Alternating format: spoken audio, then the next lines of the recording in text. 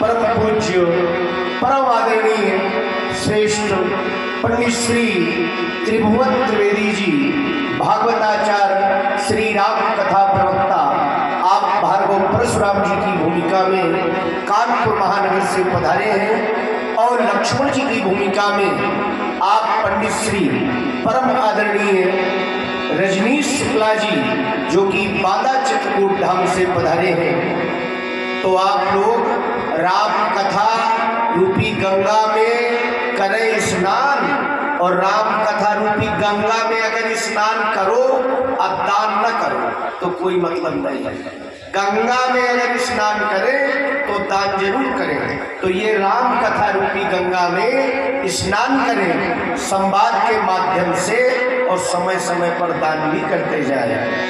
सुनी मुनि बचाना लखनी मुस्काने, बोले परशु धरही अपमाने।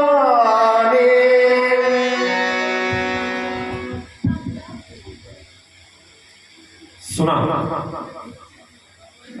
आप सभी लोगों ने और श्री बाजार रामलीला समिति के माध्यम से 51 पुष्प मुद्राएं भार्गव परशुराम जी के चरणों में प्रदान हुई थी। बहुत बहुत धन्यवाद, बहुत बहुत शुक्रिया। श्री भार्गव परशुराम जी की वाणी में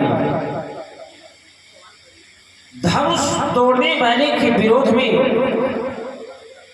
एक घोषणा हो गई, जे शिवधनु तोड़ा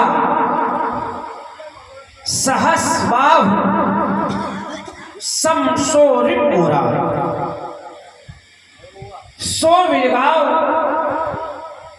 बिहाई समाजा, नत मारे गई हैं सब राजा। मैं विचार करने लगा, समाज में जब जब किसी समस्या ने जन्म लिया, समाज में जब जब किसी समस्या ने जन्म लिया तो सदैव उन समस्याओं का समाधान संतों के द्वारा, ब्राह्मणों के द्वारा, गुरुजनों के द्वारा किया गया। अगर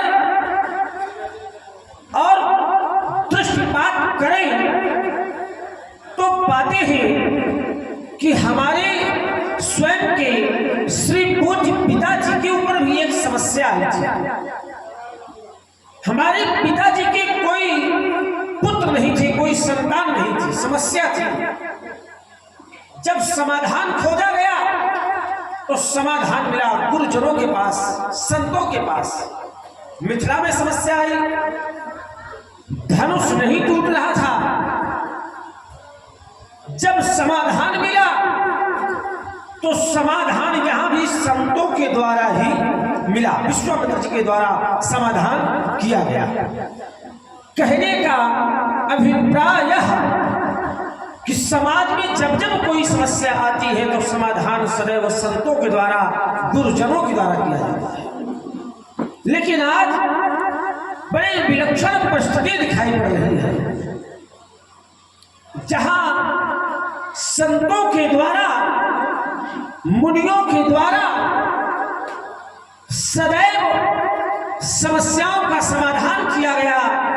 आज यहां पर स्वयं मुनि ही समस्या बनी हुई है। धनुष टूट गया था, सब प्रसन्न थे, लेकिन जैसे ही श्री भार्गव परशुराम जी का आगमन हुआ तो जो प्रसन्न थे वही भयभीत थे। विचारनीय स्थिति हो गई कि संतों के द्वारा, मुनियों के द्वारा जब सदैव समस्या का समाधान किया जाता है तो आज एक संत, एक मुनि समाज के लिए स्वयं समस्या क्यों बनी हुई है? कारण कि अगर समाज के रक्षक ही समाज के भक्षक बन जाएंगे तो फिर समाज का क्या होगा?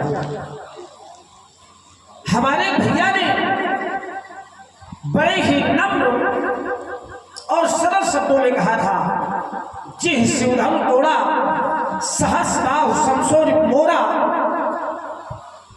नाथ शंभुधम भंजनिहारा होई क्यों एक दास तुम्हारा आयस का।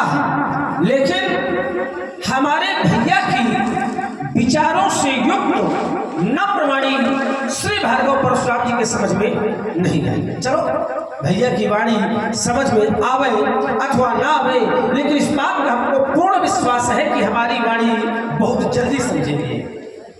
महात्मा जी प्रणाम। आशीर्वाद। और महाराज सब समंगल बिगड़ गया क्या सब? और सब जीवन कुशल से है। अब समझो समाज में अगर किसी से पूछा जाए भैया सब बढ़िया है, कुशलता है, तो उत्तर क्या होगा? अगर कुशलता है तो हाँ भैया सब कुशलता है, और नहीं है तो नहीं है।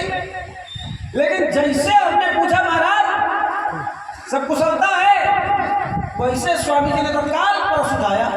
चलो एक निवेदन है, आपने कह दिया जिह शिवधनु तोड़ा सहस बाहु सम सो रिपोरा सो विलगाओ बिहाई समाजा नत मारे जगह सब राजा।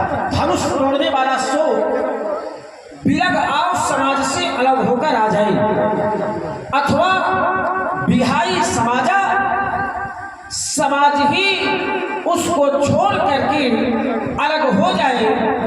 यदि ऐसा नहीं किया गया तब मारे जगह सभी राजा मारे जाएंगे। मैं विचार करने लगा, मेरा ध्यान कर्म के सिद्धांतों की ओर गया। तो कर्म के सिद्धांत कहते हैं काहु सुख दुख कर दाता निज कृत कर्म भोग सब। इस संसार में कोई किसी को सुख और दुख देने वाला नहीं है। यहाँ पर तो सब अपने ही द्वारा किए हुए शुभ एवं अशुभ कर्मों का फल कर्म प्रधान विश्व करी राखा जो जस करे सो तस फल चाखा। जो जैसा कर्म करेगा उसको वैसा फल मिलेगा। बड़ा सीधा नियम है कि कर्म अगर एक व्यक्ति करेगा तो फल भी एक को ही दिया जाएगा, मिलेगा। तो ईमानदारी से बताइए आप, पूरी ईमानदारी से, धनुष को एक ने तोड़ा है कि अनेक ने? इतना दबाव का है मैंने एक ने धनुष तोड़ा, एक ने। टूटने वाला धनुष है एक, धनुष पर प्रतिज्ञा करने वाले महाराज जनक है एक, धनुष को तोड़ने के लिए आदेश देने वाले महामुनि विश्वामित्र जी हैं एक, धनुष टूटने पर धनुष टूटने के और टूटने का विरोध करने वाले परशुराम जी हैं एक। जब सारा खेल एक का है तो फिर मारे जगह सब राजा का है। कर्म जब एक ने किया है, धनुष एक ने तोड़ा है, तो ये समस्त राजा का है मारे जाएंगे। इन राजाओं ने क्या तोड़ा है? इन राजाओं ने ऐसा कौन सा कर्म किया है जिसके कारण श्री भार्गव जी कहते हैं कि मारे जी हैं सब राजा? अपार क्रोध है, क्रोध का कारण धनुष का टूटना। एक बात बता दें महाराज आपको, बहुत धनुही तोरी लड़काई असरिस कबह न की। मैंने बाल अवस्था में लड़काई में बहुत सी धनुषा तोड़ डाली, तब आपके द्वारा ऐसा क्रोध कभी नहीं किया गया। आज एक के टूटने पर इतना बड़ा क्रोध। इन धनुष पर ममता, क्या इस धनुष पर आपकी ममता है, ममत्व है? और यदि है तो हेतु, उसका हेतु क्या है, उसका कारण क्या है? पूजनीय, प्रातः स्मरणीय, नित्य वंदनीय, श्रद्धेय श्री भार्गव परशुराम जी बताने की कृपा करें। राजकुमार लक्ष्मण, तुम्हें सबसे बड़ा आश्चर्य इस बात का हुआ कि मैंने परशुराम जी से पूछा कि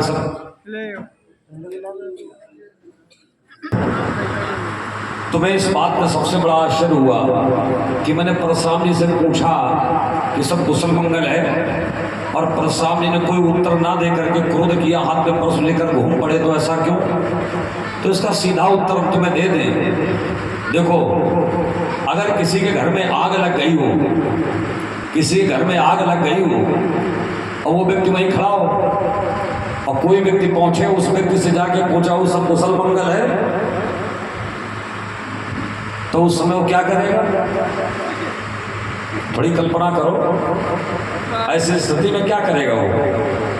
फिर आग हो सकता है बाद में बुझाए, पहले तुम्हारे 2-4 हाथ लगाएगा। किसी के पिताजी की मृत्यु हो गई हो या किसी के कोई स्वजन मृत्यु जिसकी हो गई हो और कोई व्यक्ति दुखी हो और कोई व्यक्ति पास पहुंच के पूछे हो सब कुशल मंगल है, ऐसी परिस्थिति में जानते हो तुम्हें क्या उत्तर मिलेगा? वही उत्तर मिलेगा जो उत्तर तुम्हें देने के लिए हम घूमे थे, लेकिन फिर हमने सोचा कि हमने आशीर्वाद दिया है, इसलिए हम स्वयं अपने आप को मैंने शांत कर लिया, नहीं वही उत्तर तुम्हें हम देते हैं। तो कहने का अर्थ ये है कि वह उस समय की स्थिति और परिस्थिति को देख करके प्रश्न व्यक्ति को करना चाहिए। अगर किसी के घर में आग लगी है तो पहले आग शांत करने का प्रयास करो और ये पूछने की कोई आवश्यकता नहीं कि सब कुशल मंगल है कि नहीं है, वो तो तुम स्वयं अपने आंख से देख रहे हो। धनुष के टूटने पर हम क्रोध कर रहे हैं, स्वयं अपने आंख से देख रहे हो, फिर भी कह रहे हो सब कुशल मंगल है। कि तुम्हारा प्रश्न पूछना निरर्थक था, इसलिए हमें क्रोध आ गया तुम्हारे प्रश्न पूछने पर।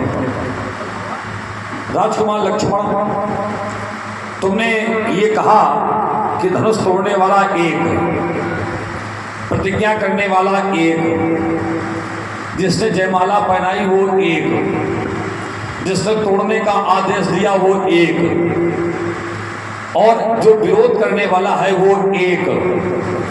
तो ये सभी क्यों मारे जाएंगे? ये सभी इसीलिए मारे जाएंगे क्योंकि वो हमें एक मिल जाएगा, बस। तुम एक की बात कर रहे हो और उसी एक के लिए सब मारे जाएंगे,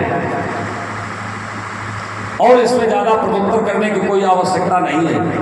तुम एक को संबल दे रहे हो और उसी एक को संबल हम दे रहे हैं। वो एक हमें मिल जाए तो यहां कोई नहीं मारा जाएगा, और यदि वो एक ना मिला तो फिर न तुम्हारे लिए सब राजा, क्योंकि वो एक मेरे दृष्टिकोण से है अपराधी, एक है मेरा अपराधी, और उस एक अपराधी को छिपाने के कारण फिर हो जाएंगे सब अपराधी, क्योंकि अपराधी को छिपाने वाले भी अपराधी होते हैं। तो एक हमें मिल जाए कोई नहीं मारा जाएगा, और एक ना मिला तो सब मारे जाएंगे। कारण एक ही है, दूसरा कोई नहीं है।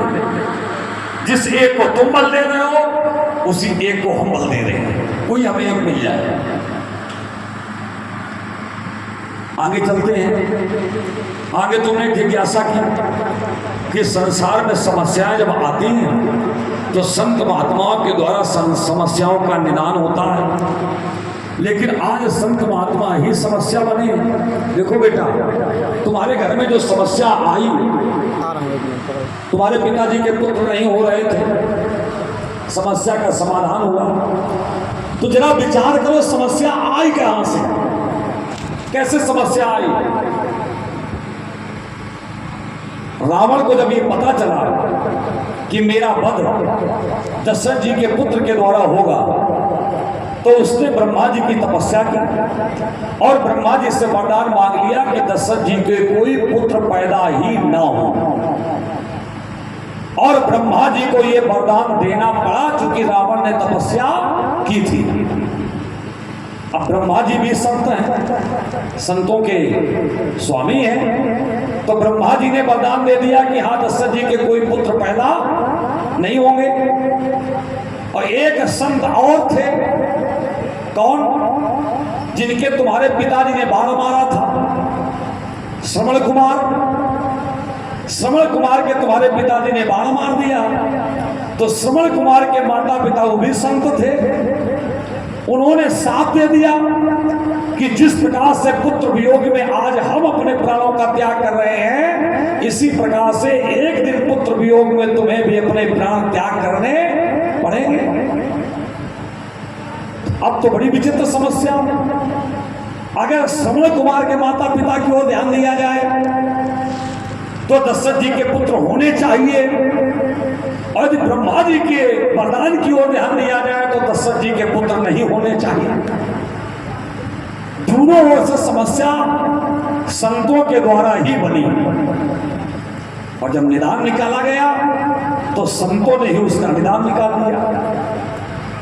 वशिष्ठ जी ने संगी ऋषि को बुलवा करके यज्ञ कराया, आहुति दी गई, और ब्रह्मा जी का वरदान भी सत्य हो गया कि दशरथ जी के पुत्र नहीं हो तो यज्ञ को निमित्त बना करके पुत्र हो गए, और दशरथ जी के घर में